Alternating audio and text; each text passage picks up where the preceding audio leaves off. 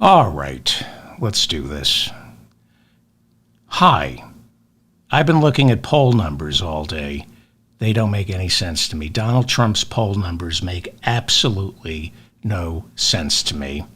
I'll go over what's going on in New Hampshire and Iowa in just a second. But first, this is the mop-up for January 12th, 2024. Did I get it right? Yes, it's January 12th. Yes, okay, it's January 12th, 2024. Thank you for finding me. I'm David Feldman. Yesterday was a very busy news day. Like any abusive family, whenever you're in an abusive family, you'll hear a lot of screaming, people making threats, looking for attention, and wanting to feel alive. That's what yesterday was. But what was really happening? What's really going on in the world? Well, a major winter storm is hitting the Midwest. That could affect the Iowa caucuses on January 15th. Judge Arthur Engoron has already ruled against Donald Trump in that $350 million civil trial, despite all the noise during the closing arguments on Thursday. Despite Donald Trump kicking and screaming and threatening, Judge Arthur Engoron issues a final ruling on how much to fine Donald Trump on January 31st. The full House of Representatives will have to vote on whether to hold Hunter Biden in contempt for refusing to testify behind closed doors. Hunter wants to do it out in the open so Republicans can't selectively leak inaccurate information as they like to do. Hunter pleaded not guilty yesterday to charges of failing to pay more than $1 million in taxes. Speaker Johnson's $1.66 trillion spending deal with Senate Majority Leader Chuck Schumer is getting severe pushback from the far-right Freedom Caucus. The current continuing resolution expires in two steps. First on January 19th, and then on February 2nd. Now, Speaker Johnson promised no more continuing resolutions, but it's starting to look like he's going to have to risk his speakership by suspending the rules once again and trying to get another continuing resolution passed with some help from the Democrats. COVID killed 10,000 citizens of 50 industrialized countries in December. That's according to the World Health Organization. The head of the World Health Organization said COVID, however, is no longer the global health emergency it once was. The Washington Post reports that America is getting hit by a major spike of infections in one of the largest COVID waves since Omicron. Are you vaccinated? The Pentagon's Inspector General issued a report on Thursday saying that nearly $1 billion worth of American equipment provided to Ukraine has not been accounted for. The Inspector General cautioned that just because the United States has not been able to keep tabs on these weapons, that doesn't mean they were traded on the black market. Among the weapons said to be unaccounted for are shoulder-fired missiles and attack drones. America and Great Britain are striking back at Houthi rebels in Yemen who have attacked American ships in the Red Sea using Iranian weapons. They've done this nearly 30 times since President Biden sent the ships into the region after Hamas's deadly October 7th attack on Israel.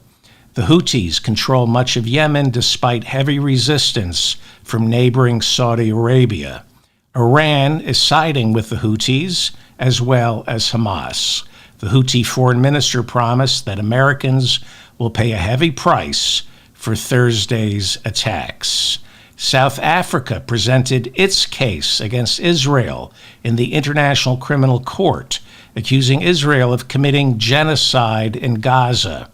South Africa demanded Israel call off its bombing in Gaza. Israel presents its case later today. Now, the case is being heard inside the International Court of Justice. It's not the ICC. The International Court of Justice was set up after World War II. Again, it's not the ICC. This is not the International Criminal Court, which can prosecute actual individuals for war crimes. America is not a signatory to the International Criminal Court.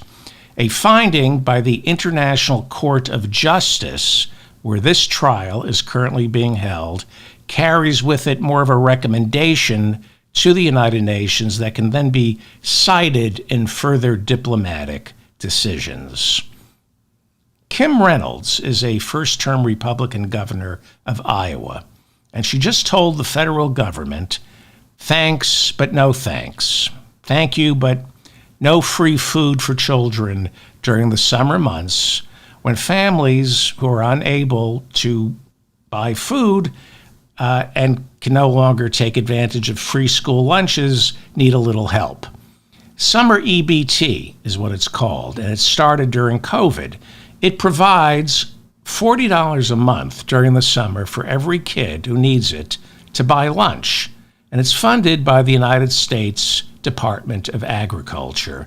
But the governor of Iowa said, no, thank you. It's going to be too much of an administrative headache for me. That's Iowa Governor, Republican Kim Reynolds. She also turned down $95 million from the federal government to pay for COVID testing in 2021. That was part of Joe Biden's American Rescue Plan. Nope, keep your money, don't want it. And she also rejected $3 million in federal grants this year that would have gone towards planning for climate change.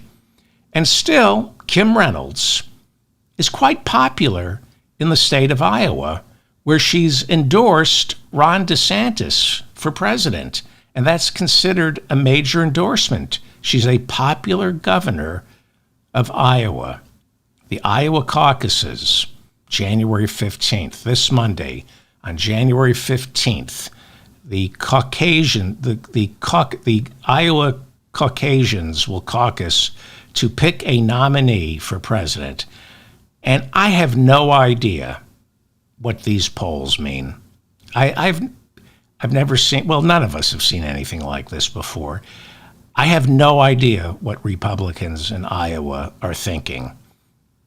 And that's why I went through what Kim Reynolds has done, telling kids and their parents, you're not going to get any money for food. We're not taking any COVID relief. And she's still, I don't understand the thinking.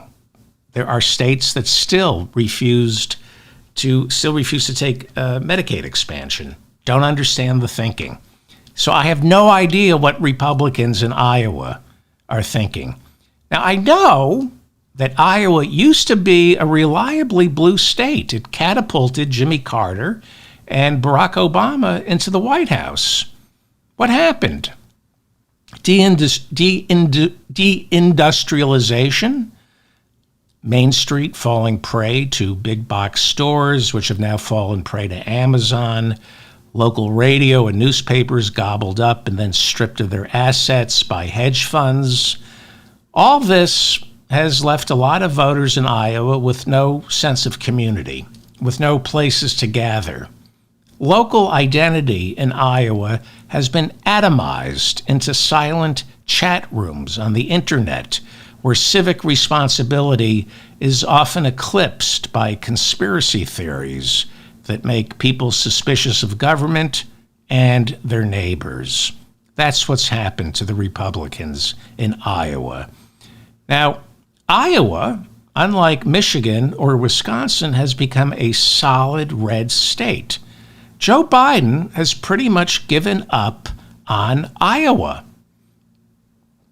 And so have the Democrats. Why? Why have they given up on Iowa? Partly because Iowa Democrats completely blew it with way too many technical snafus 4 years ago during the Democratic caucus. So Democrats in Iowa are not going to be voting for a nominee caucus style. Instead, registered Democrats in Iowa are filling out ballots, mailing them in, and then the ballots will be counted later in the year. Now, this is too bad because there are deep progressive roots in the Plains states. This is what Donald Trump and DeSantis, Josh Hawley to some degree, this is what they tap into. The progressive roots that came out of the Plains states. For Democrats to give up on the Plains states, for the Democrats to give up on Iowa, I think this is dangerous, not just for the Democrats, but for our country. You have to take the fight to the states where Republican lies are left unchallenged, where they're left to fester. You got to go where these lies start before they grow like grass fire into a movement. Iowa should be picking Democratic candidates. There should be caucuses on Monday for Democratic candidates. But instead, Joe Biden is trying to make inroads by turning South Carolina into the make or break primary state, because it was the make or break primary state for him. It worked for him. Now, I get it. There's a huge black population in South Carolina, and Democrats cannot win. Democrats are nothing unless their candidate has been thoroughly vetted by black voters.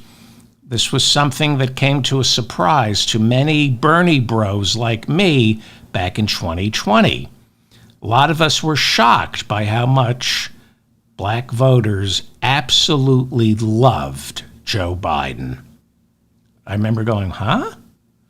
Well, if you watch President Biden speak Monday at Mother Emanuel Church in Charleston, South Carolina, where a white supremacist killed 9 in 2015, you see South Carolina is to Joe Biden what Iowa was to Barack Obama. Obama owed it all to Iowa, and Biden owes it all to South Carolina. That's where he stopped Bernie. That was his firewall. Well, that's where Pete Buttigieg dropped out, even though Mayor Pete had more delegates than Biden at the time, and Elizabeth Warren, who had more delegates than Biden, dropped out, but she wouldn't endorse Bernie. And Obama and Clinton put their thumbs on the scale and said, we either stop Bernie here in South Carolina or we're done. Back then, if you remember Joe Biden, we're talking about 2020, Biden was the weakest candidate, a total creation of backroom politics. But then again, so was Harry Truman. Sometimes people in the back room get it right. Again, I wanted Bernie, but I do think Joe Biden is turning out to be the most consequential president since Lyndon Johnson. And I mean that. I wanted Bernie. I still want Bernie. But I mean that about Joe Biden. Anyway, the Democrats are eyeing the South because they won Georgia. Joe Biden won Georgia, and the Democrats have 2 senators from Georgia. Raphael Warnock, and now I forgot the other guy's name. Oh, damn it. It'll come to me. Now I'm going to be brooding about this. Damn it. But Biden, here's the difference between Iowa, Barack Obama, and Biden in South Carolina, and Ossoff. This is, I knew it would come to me. Here's the difference between, now I can concentrate. Here's the difference between Barack Obama and Iowa versus Biden and South Carolina. Biden isn't going to win South Carolina in November. Obama won the Iowa primaries and he won Iowa in the general. But like I've been telling you, we all need to calm down. Forget the electoral map. It's set in stone, except for what I'm going to tell you in a second. Biden doesn't need to win Iowa, and he also doesn't need to win South Carolina. I've been over this with you, and this is my mantra. President Biden only needs to win Pennsylvania, Michigan, and Wisconsin.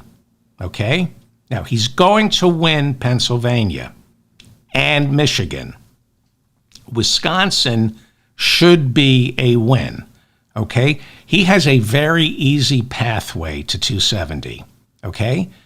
He just needs Pennsylvania, Michigan, and Wisconsin. He should win Wisconsin. But if he can't win Wisconsin, then he has to win either Georgia or Arizona, and that's the election. Okay? These are the states that Hillary didn't win, that he did: Pennsylvania, Michigan, and Wisconsin. It was like 75,000 votes total. If they had gone the other way, Hillary would have been president. He won all three. Wisconsin, he may not win Wisconsin, but if he doesn't win Wisconsin, then he has to win either Georgia or Arizona. And then he gets to 270. It's that simple. So everybody needs to calm the F down. And by everybody, I mean me. I need to calm down. Okay? He's got the electoral map. Trump is hoping to seal the deal in Iowa on Monday by winning the lion's share, the pig's share of the 40 delegates up for grabs in Iowa. I'll go over the polls in a second. They make no sense to me. It looks like a blowout for Donald Trump. I just don't believe it. And that's, again, why I start with Governor Kim Reynolds. It's like I'm looking at another country, people who speak another language, like other animals. I can't believe a governor can be popular by refusing to take money to feed children or by refusing to take money to prevent people from catching COVID. So it's like I'm looking at, I just don't understand these Republicans. So I can't believe these polls are accurate because I can't believe there are people who think this way. But maybe the polls are correct. It's going to be interesting Monday. Now, the focus groups tell a different story. Focus groups is where they gather 9, 10, sometimes 20 people, and they really dig down deep into how these Iowa Republicans are feeling more than thinking, because in the end, it's about how you feel, not how you think. And the focus groups that I've been reading tell a different story. When you get Iowa Republicans into a focus group, they don't like Trump. Some of them are voting for Trump, but they're not happy about it. They wish they could vote for somebody else. People vote for Trump quietly. Now, in a focus group, they're going to say they don't like Donald Trump because it's being videotaped, other people are watching. And here's why the polling in Iowa can be deceiving. And of all the caucuses and primaries, this is the one pollsters have trouble with. A caucus is kind of like a focus group. You do vote privately, but then you also vote publicly.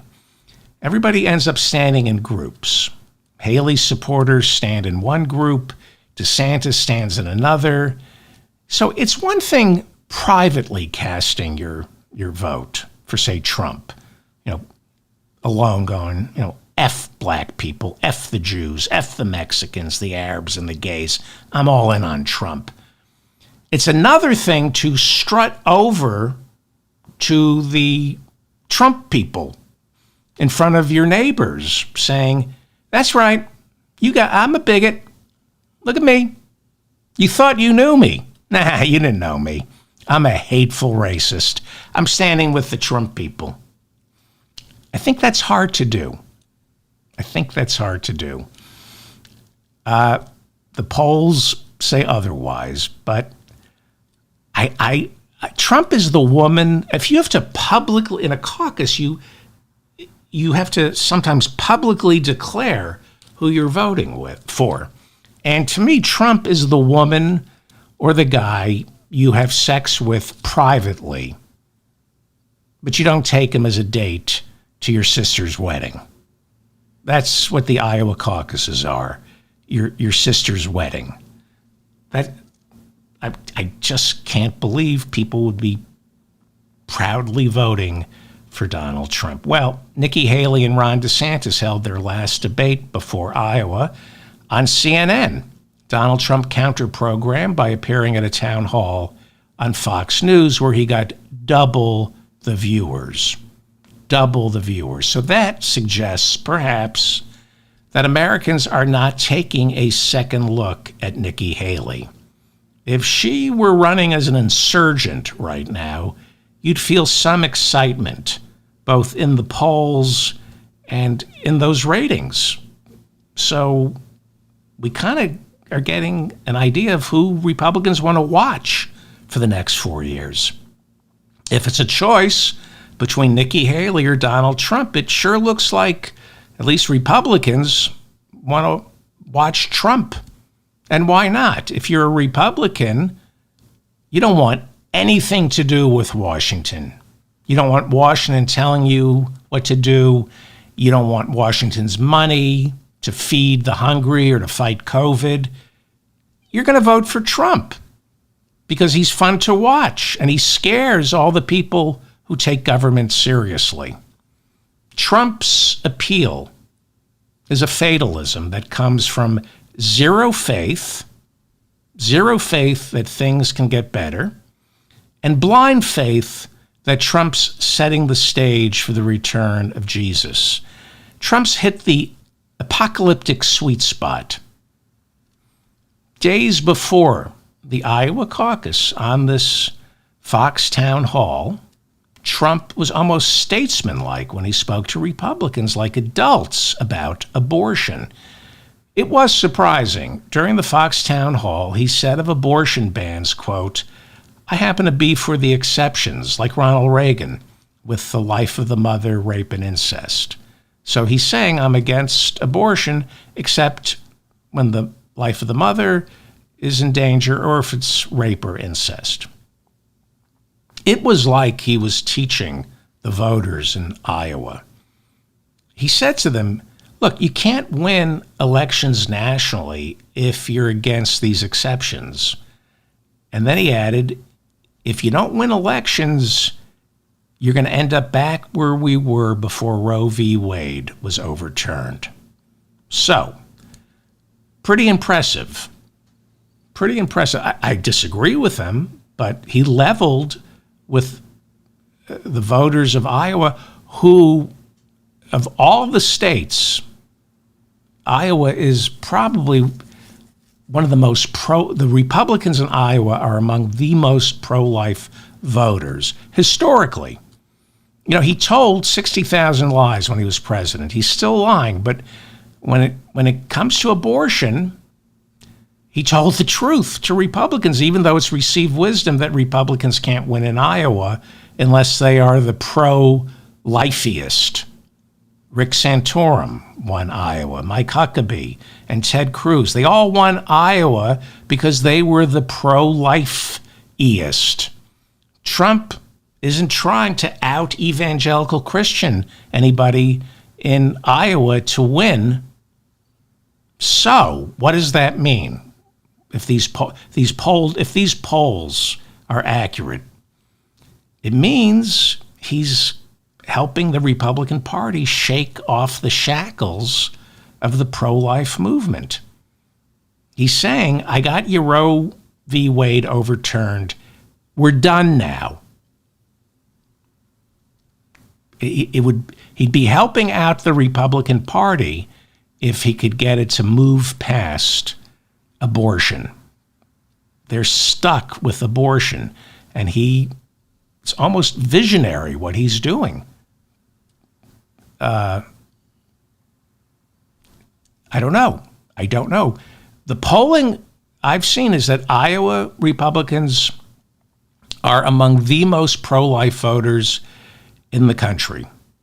So if he wins in Iowa, what does that mean going into November? Like I've been saying all week, all the polling in Iowa shows Trump holding steady.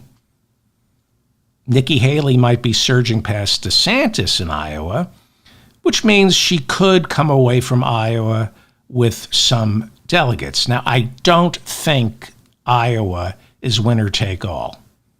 It wasn't in 2020. It wasn't in 2016. I haven't seen any rule changes. So if it's still, I don't think it's winner take all. So, she may walk away from Iowa with some delegates. But again, some of these polls have Trump in the mid-50s. As you know, there's a massive cold snap on the plains, blizzard conditions. Events are being canceled in Iowa, and Monday is expected to be nasty. It is also believed that Trump's ground game in Iowa is lacking. He's supposedly winning this from the air, advertising, mailers, flying in for rallies, but he hasn't really been there. He's depending on mercenaries in Iowa, not true believers. Some are saying that Ron DeSantis has the ground game. Although there is so much infighting within his campaign, and there's a general sense of dread, I just don't see how he has been able to inspire true believers the same way Rick Santorum did, or Mike Huckabee, or even Ted Cruz. I don't think that the DeSantis true believers are still there. But we all need a horse race to keep this interesting. And so the weather could work in Ron DeSantis' favor. So say some people I've talked to. They say if DeSantis' ground game is as good as he insists it is, then the bad weather will work in his favor because the ground game is all about getting out the vote, no matter what. And when I say ground game, I mean the evangelicals and the governor, who are all in on Ron DeSantis.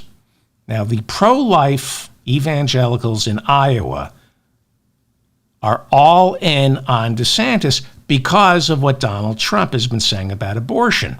And the pro-life evangelicals in Iowa, they have had one of the most powerful get-out-the-vote machines in American history.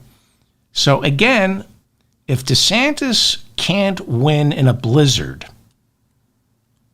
that's not a good sign for the pro-life evangelical movement in the Republican Party.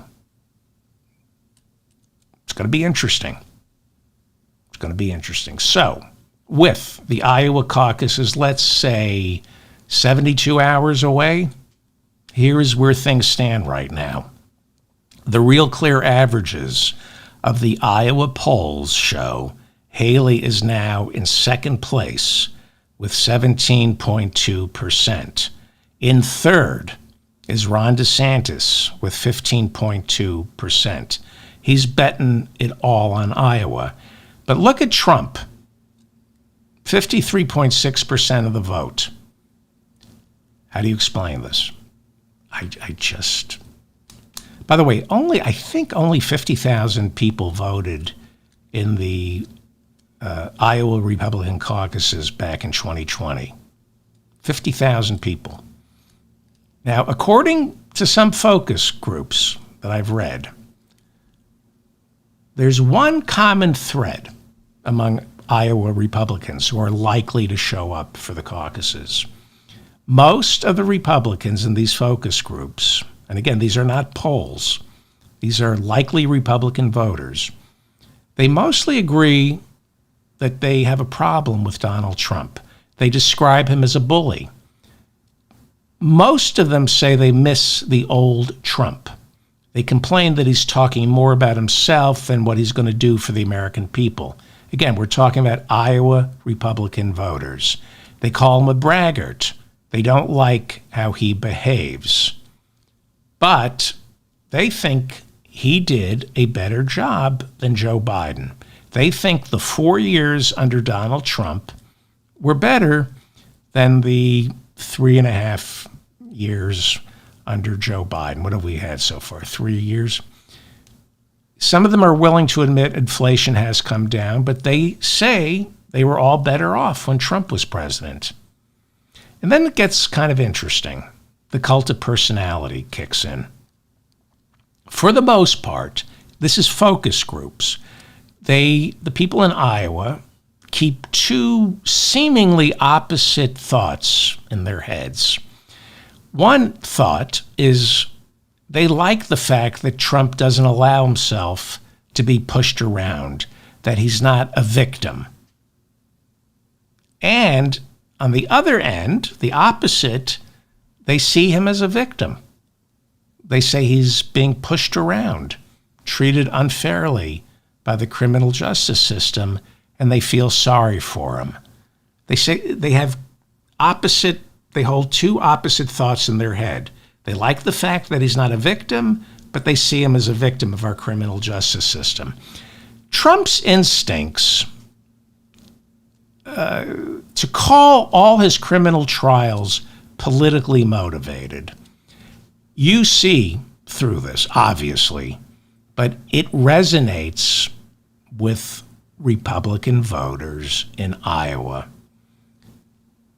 They think these criminal trials are all politically motivated, and they relate to Trump. They feel life has been unfair to them, so they relate to Donald Trump because they think the criminal justice system is being unfair to him. And he always says, I'm doing this for you. My victory is your victory. So Trump is an ignoramus, but he's no fool. He knows what he's doing. And lying works. Marketing, packaging. He's serving people a stale, dried out quarter pounder and insisting it's sirloin. And they say it tastes like a dried out quarter. No, it's sirloin. And they go, just enough people will go, oh, I guess it's sirloin. It's delicious. I'll pay extra for it. We'll have a clear choice in November. We'll have a choice between Trump, who believes it's not what you do, it's what you say, and Joe Biden, who believes it's not what you say, it's what you do. Biden's problem is messaging. He's got a record to run on. He's bad at messaging. Donald Trump has a record to run away from, but he's good on messaging.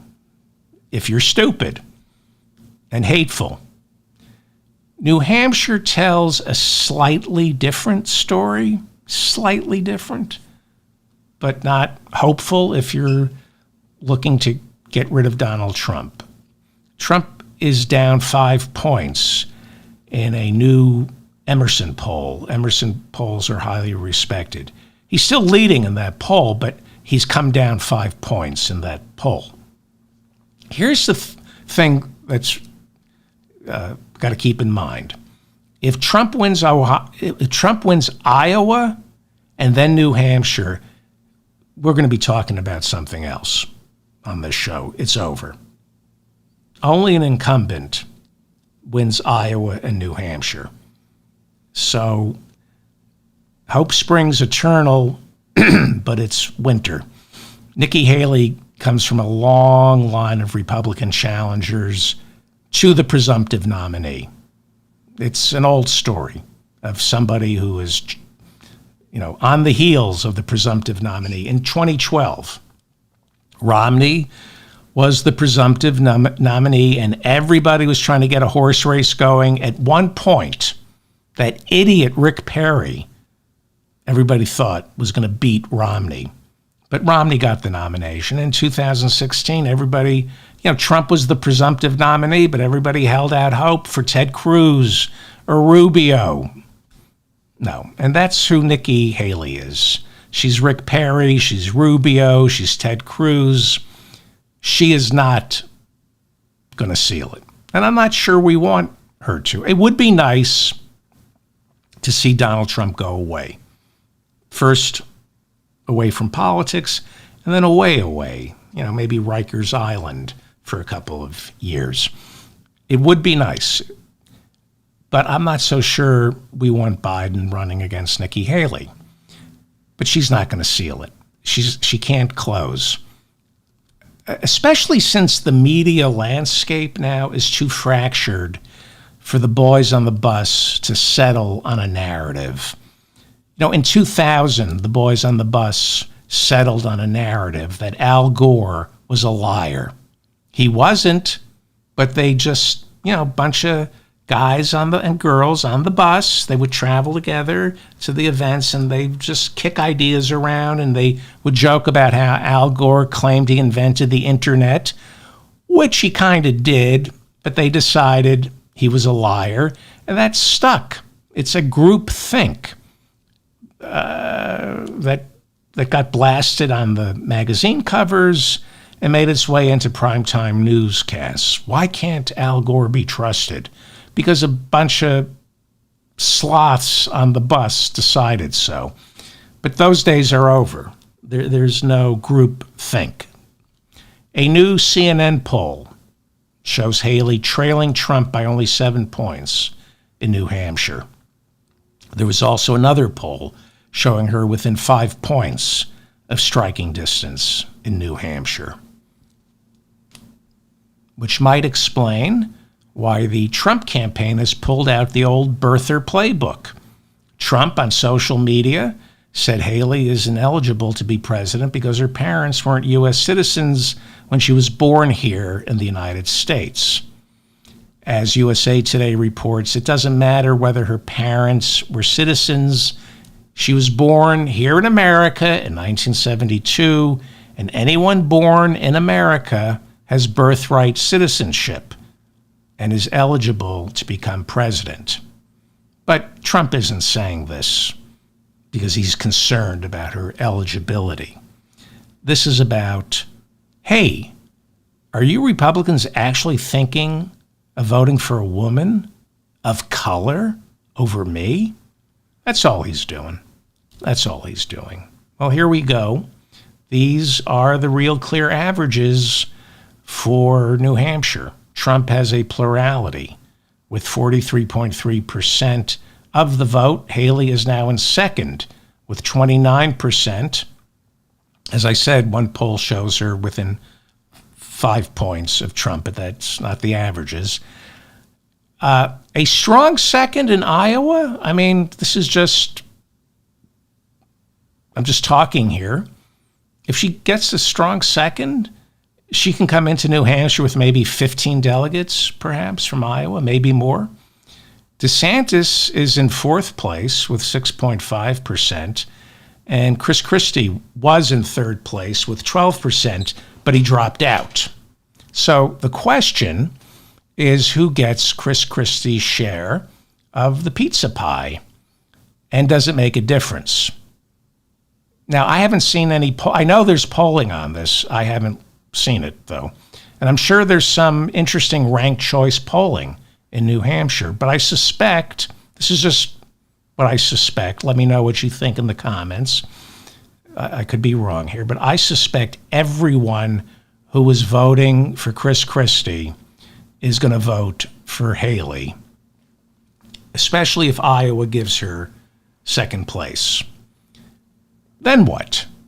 Well, DeSantis is supposed to drop out after Iowa. He'll have no path forward. I talked about this earlier in the week. He can't even win in Florida. Now, DeSantis is a bully, so I see him endorsing Trump. That's how bullies operate. When they've been out-bullied, they turn into lapdogs, and they suck up to the guy who bullied them. Kind of like Christie with Trump in 2016 and 2020. Christie's a bully. Trump out-bullied him. So Trump humiliated him, and Christie became his lapdog.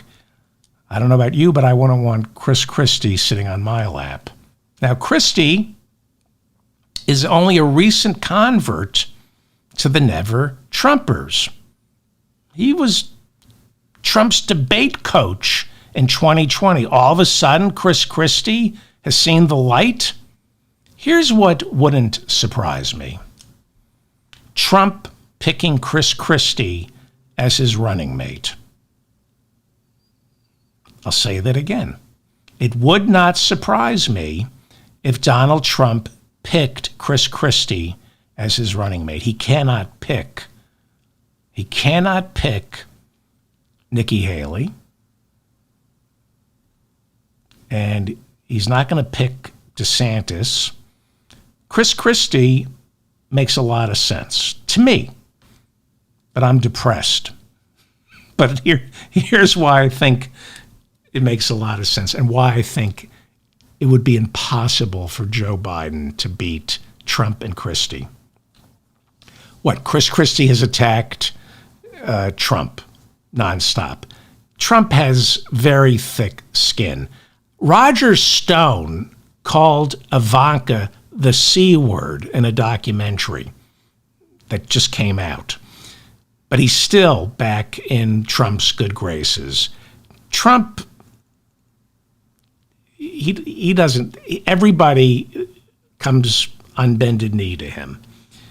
Christie did the best he could to make the case to the Republicans why they shouldn't nominate Trump. He said everything Joe Biden is going to say about Donald Trump. In a way, Chris Christie performed a very important service. He inoculated Donald Trump politically. He's going to be immune. Trump is now immune to all the things Joe Biden is going to say about him. It just doesn't matter. What he did is he prosecuted Donald Trump on the debate stage and in New Hampshire. Now, he proved nothing sticks, at least with Republican voters. If Chris Christie took the vice president's spot, that would give a lot of a-holes a reason to vote for Trump. You know, I don't like Trump, but I like Chris Christie. He'll keep Donald Trump in line. Nobody keeps Donald Trump in line. But for image, it would look, it would be good for the Northeast. You know, a New Jersey governor or prosecutor. Trump is weak in New York and New Jersey, and then again, so is Christie. I think Christie left New Jersey as governor with a 4% approval rating. But I think Donald Trump wins if he picks Chris Christie as his running mate. Let me know what you think in the comments. A hot mic caught Christie talking to an aide before he announced that he was dropping out. And he said Haley doesn't have a chance, that she's going to, quote, get smoked because she's not up to this. I mean, can't you hear him saying, like, I can't vote for Joe Biden and I don't like Trump, but I have to vote for him, and I figure if I'm going to vote for him, I might as well be his vice president. Then he said DeSantis is petrified. He didn't say petrified of what. Maybe he's petrified that Christie's going to endorse Haley. When asked if he was going to endorse Haley or DeSantis, Christie said he hadn't made up his mind. He's like Hamlet. He's indecisive. Should it be Haley or DeSantis? He's Hamlet, but instead of the Danish prince, he's the prince of Danishes. This is an example of working too hard. This is what a sweaty person does when they're just working. This is what I did. And this is an example of failure. It's not funny. And a lot of effort went into this for a stupid Hamlet joke that's just not funny. But it's a good lesson in, if you find yourself working too hard on something, give up. It's good to give up. I should have given up. Pretty bad. Ted Cruz has refused to endorse anyone yet.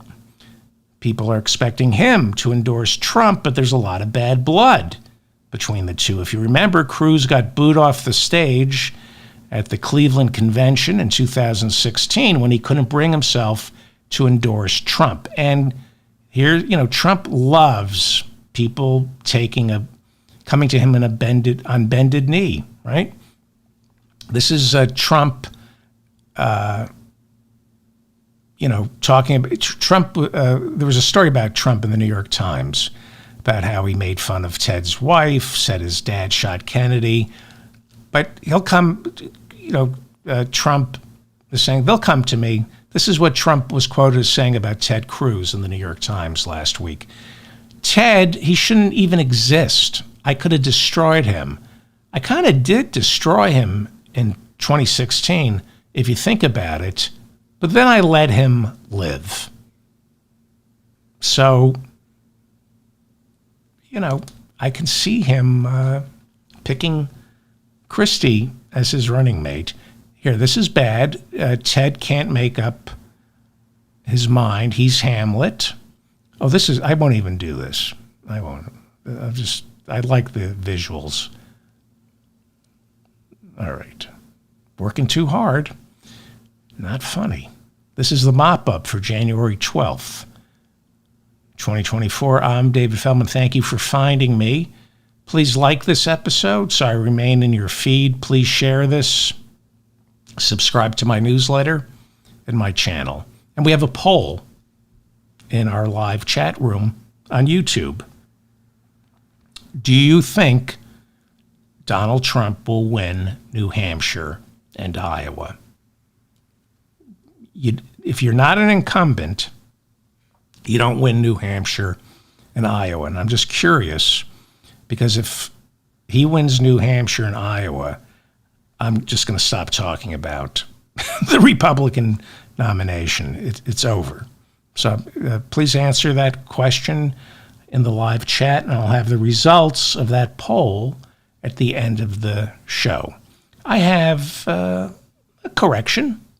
Earlier in the week, I reported that Colorado police were investigating Congresswoman Lauren Boebert for domestic violence. There were reports that she had punched her ex-husband repeatedly in the face while the couple was sharing a dinner last Saturday night.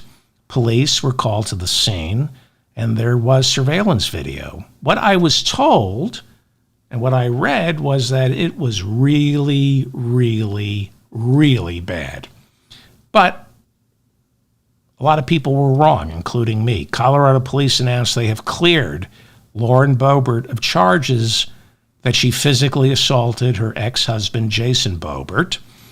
Boebert was the one who called the police from the restaurant and accused the Congresswoman of attacking him. Instead, it is Jason Boebert who has been arrested for domestic violence on charges that he physically assaulted the couple's son. So apparently there was a conversation about this at the restaurant. It turned heated. Who knows what really happened? But he's been arrested. Jason Boebert was arrested. There are allegations that Jason Boebert stuck his thumb down his son's throat in an attempt to allegedly stop him from breathing. If you recall, this is not the first time Jason Boebert has had a run-in with the police. Late last year, the police in Colorado performed a welfare check on the Boebert children after the son dialed 911 to complain his dad was, quote, throwing him around the house. When police arrived, Lauren Boebert answered the door. She said she was a United States Congresswoman and everything is fine. Well, it looks like everything isn't fine. Jason Boebert served time after exposing himself to two underage girls while he was on a bowling date with Lauren Boebert. And if you saw my show earlier in the week when I was writing Lauren Boebert's political obituary, I read off a laundry list of the Congresswoman's run-ins with the law. It goes on and on. Well, Boebert recently announced that she's running for Ken Buck's seat in Colorado's 4th Congressional District. Thank you to everybody who corrected me on that. She abandoned her district. That would be the 3rd Congressional District in Colorado. Thank you, everybody. in the comments section, and she has announced she's running in the 4th. But she's facing stiff competition in the primary. And I still think she's done. I think voters are going to say that the 37-year-old Lauren Boebert should remain in Colorado to deal with her children and her grandchildren. She's a grandmother. You know, like Sarah Palin, like Marjorie Taylor Greene, she's made a mess of things back home. Interesting. 47 police officers were shot and killed last year. That's a 40% drop over 2022. It is much safer now to be a cop in the United States, but it's much less safe to deal with one. That's according to The Nation magazine. 2023 was the most homicidal year on record for American police. The Nation, working off the nonprofit organization called Mapping Police Violence, the Nation says police killed 1,232 Americans last year. 26% of those killed were black, even though black people comprise 14% of the American population. The Nation said that black Americans are 2.6 times more likely to get killed by police than white Americans. Native Americans are 2.2 times more likely to be killed by cops than white Americans. Asian Americans are the only group less likely than white Americans to be killed by the police. So my advice, be a Chinese cop.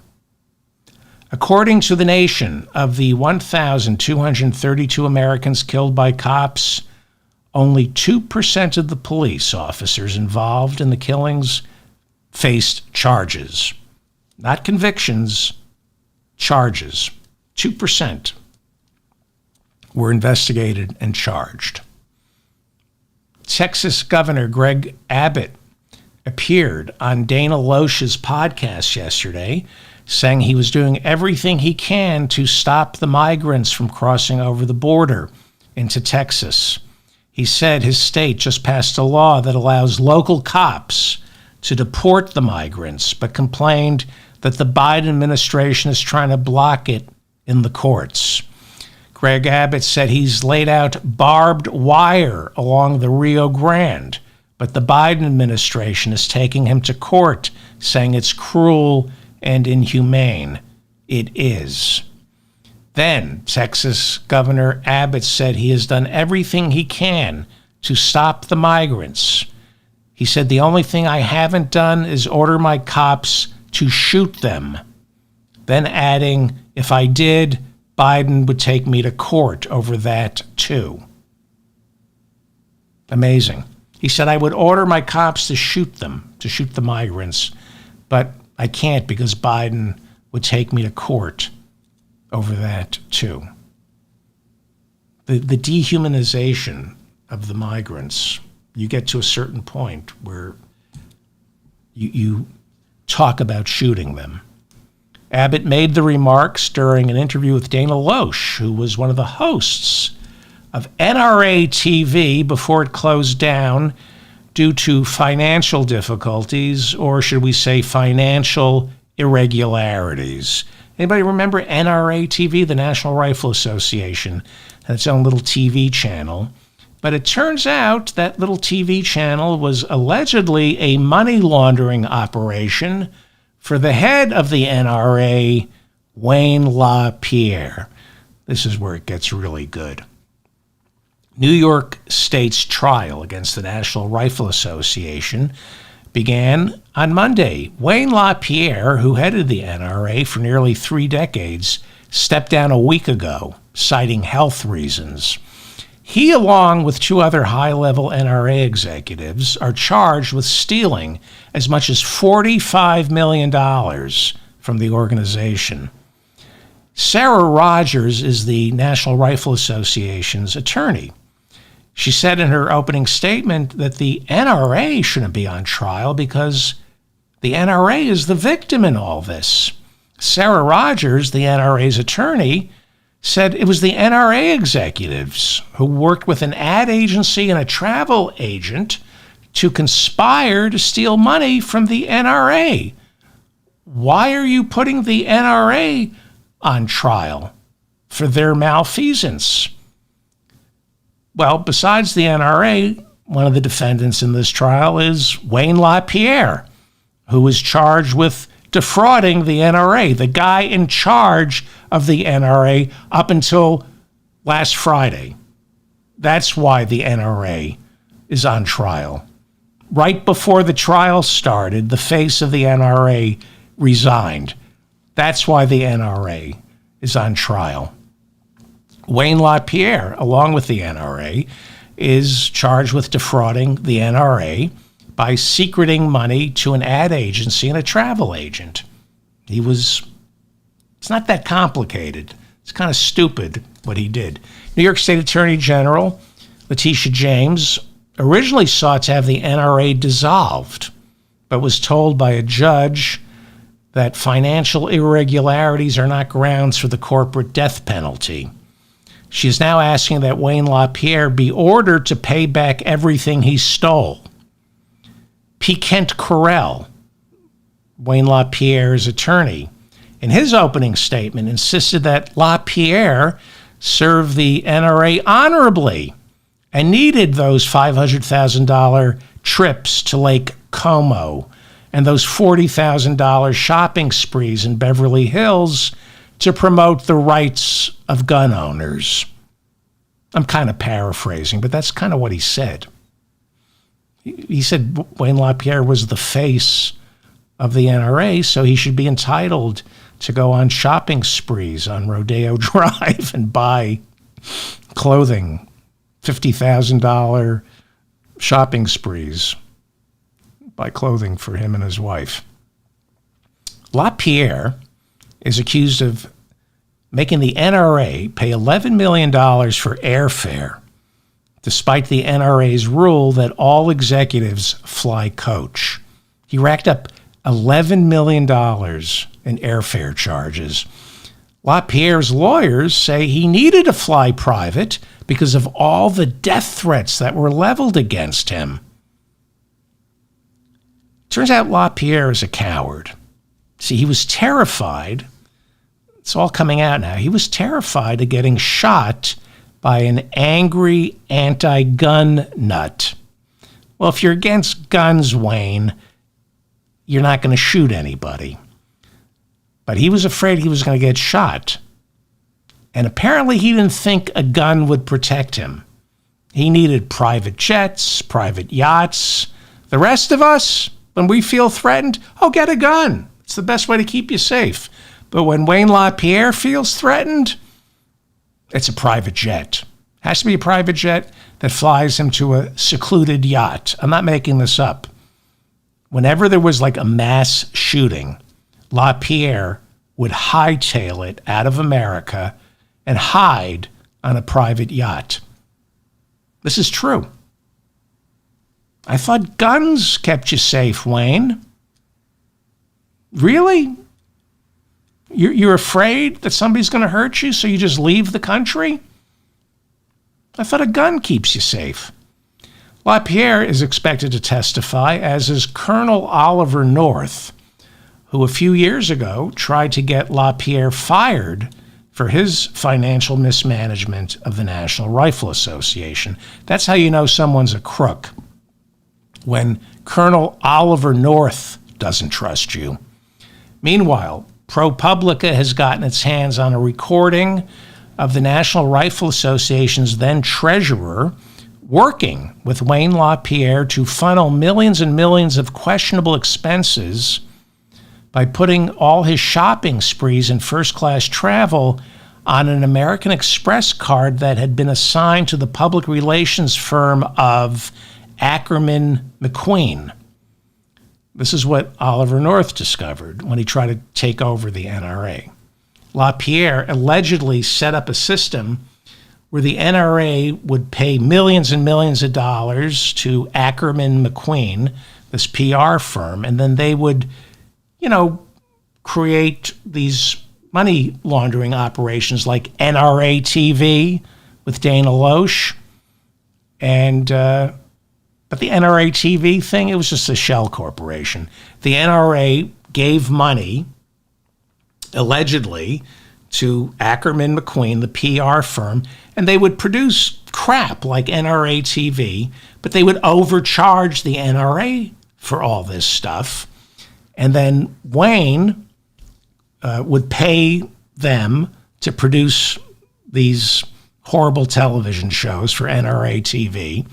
Meanwhile, he's charging his travel, his vacations, his clothing on that PR company's American Express card, and they pay it off because he's shoveling NRA money to NRA TV, to Ackerman McQueen, to the public relations company.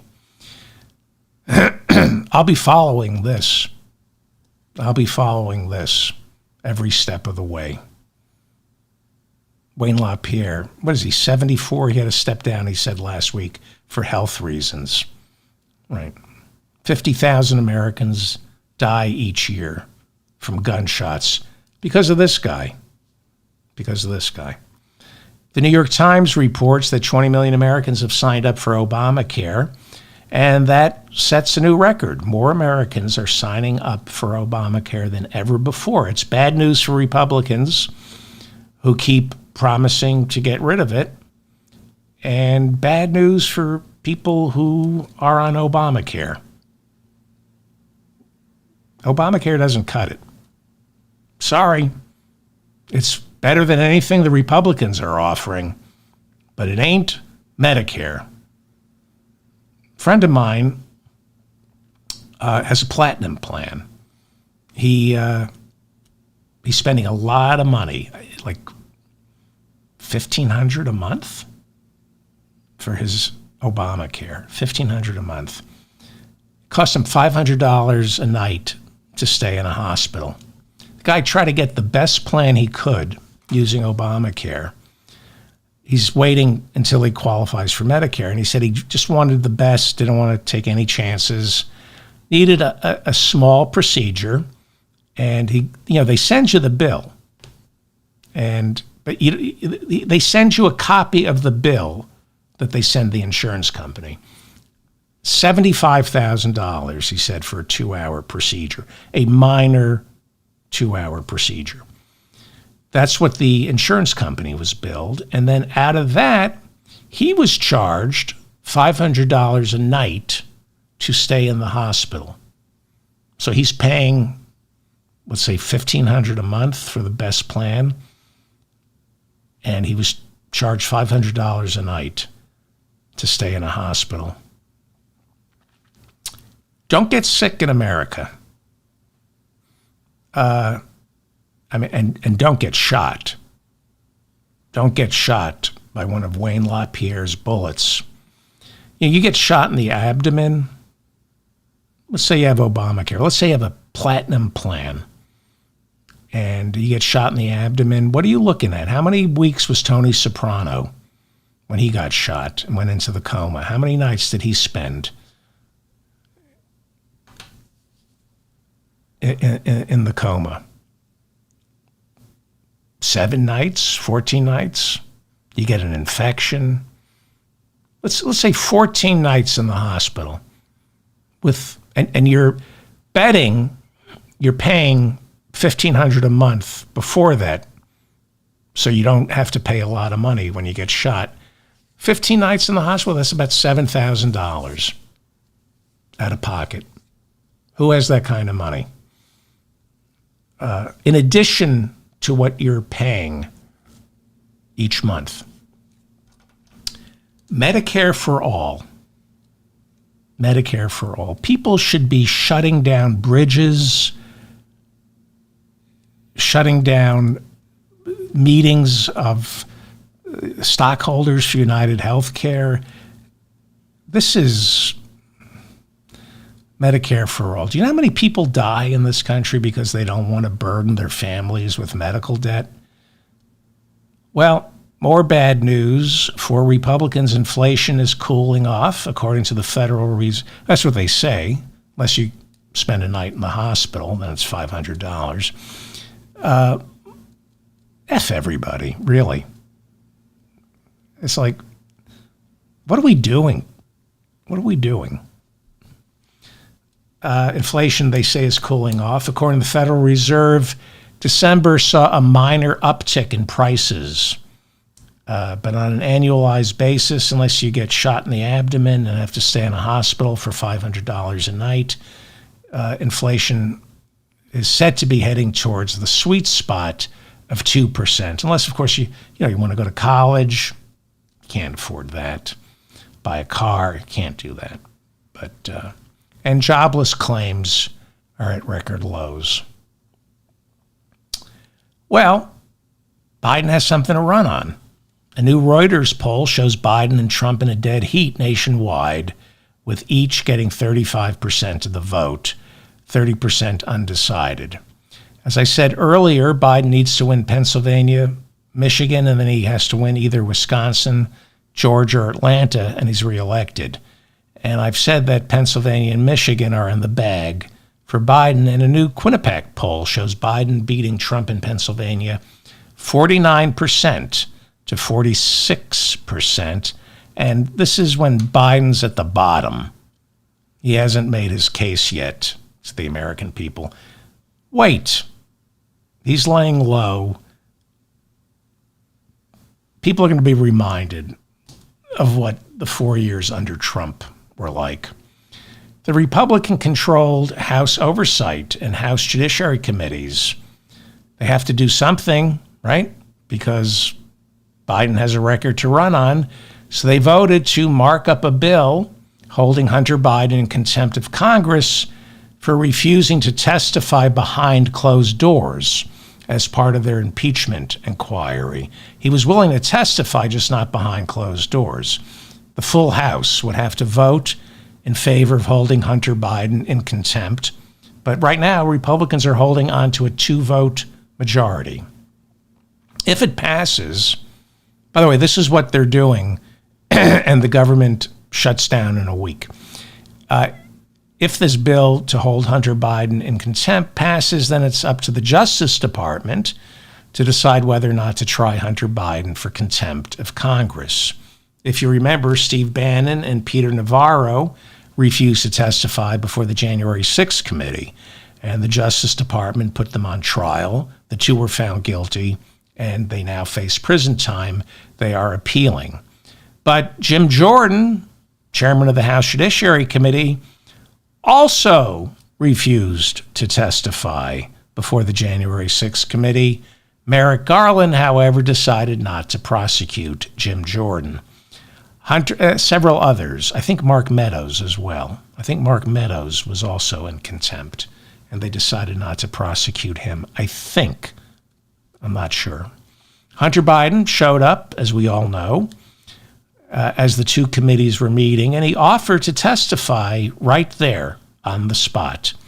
Hunter Biden said, I don't want to testify behind closed doors because Republicans leak things selectively. Well, this isn't about proving corruption. It's about shedding doubt.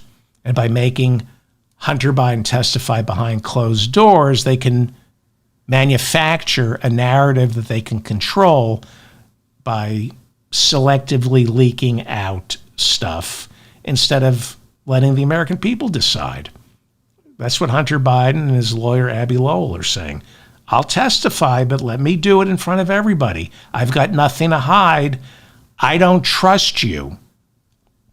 Seems reasonable to me.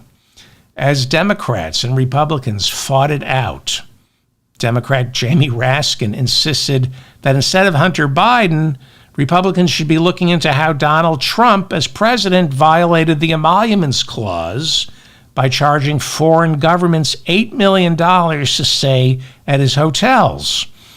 One Republican congressman came to Trump's defense by saying, have you ever stayed at one of Trump's hotels?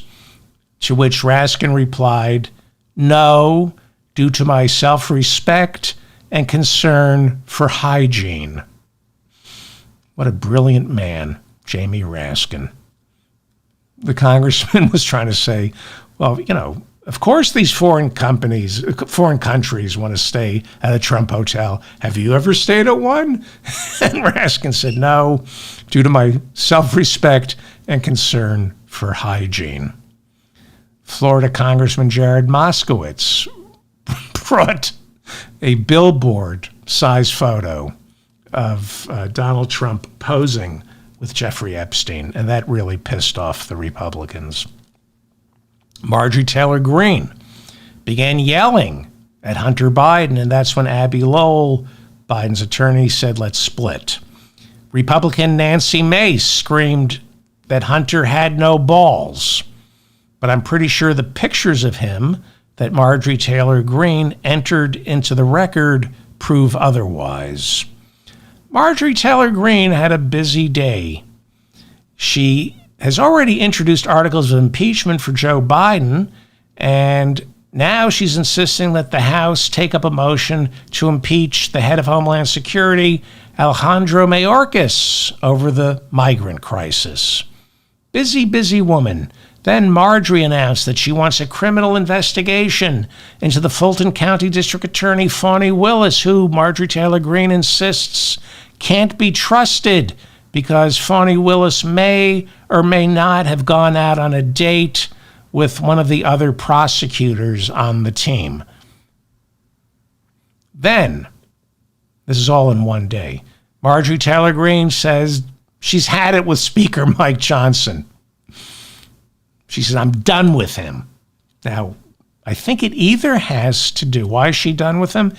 It might have something to do with the top-line spending agreement Speaker Johnson made with Chuck Schumer, or because Marjorie Taylor Greene's a malignant narcissist who isn't getting any attention from the Speaker. I think that's it. There's a new chairman of the Freedom Caucus, Virginia Congressman Bob Good. He was elected last month. During an interview yesterday, the new chairman of the Freedom Caucus, Bob Good, called Marjorie Taylor Greene a fraud and a useful idiot. If you remember, Greene was kicked out of the Freedom Caucus last year after she, and I'm not making this up, walked up to Congressman Lauren Boebert and called her a little bitch, unquote, for not getting behind her articles of impeachment for Joe Biden and instead introducing her own articles of impeachment for Joe Biden. Then Marjorie Taylor Greene called Lauren Boebert a whore, and to defend Lauren Boebert's honor, they threw Marjorie Taylor Greene out of the Freedom Caucus. Senator Kyrsten Sinema, the Arizona Democrat who became an independent, has not yet announced whether or not she's running for re-election. Democrats need to keep her seat.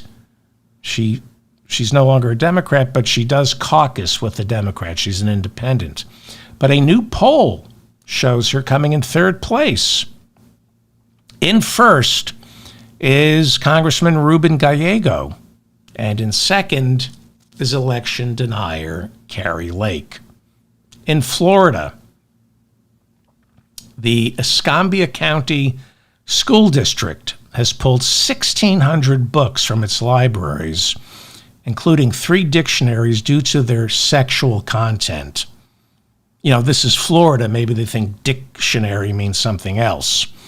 Webster's Dictionary, Merriam-Webster's Elementary School Dictionary, the American Heritage Children's Dictionary were all yanked, pulled, and stroked because of their sexual content, as was Webster's Thesaurus, maybe because it rhymes with clitoris. I don't know. There's some dirty words in a thesaurus. They're banning Webster's Thesaurus. What a bunch of cretins, fools, half-wits, dunces, boneheads. Those words are close. It's not the word I'm looking for.